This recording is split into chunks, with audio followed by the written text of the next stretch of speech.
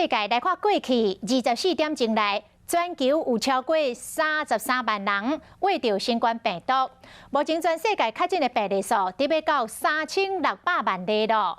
欧洲的疫情恶化到真紧，全欧洲确诊的总病例超过650万例。法国甲英国目前已经来实施着局部的封锁。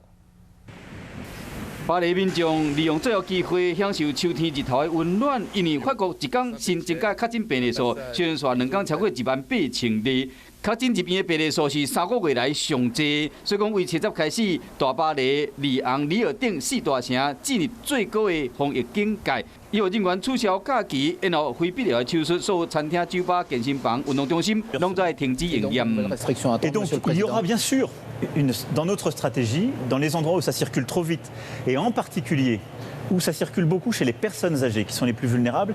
马克龙强调讲，有一寡地区的病例数增加了有够紧，尤其是老年人风险真悬，所以必须要采取积极的手段来防疫。法国疫情因为是欧陆国家疫情的缩影，比利时、布鲁塞尔2礼拜前才放宽防疫措施，即马下令咖啡厅、酒吧停止营业1个月。 德国一天新增加病例数1夜之间嘛，为2800外例跳升到4000外例，达到4月份疫情上严重的时阵，强要失控啊！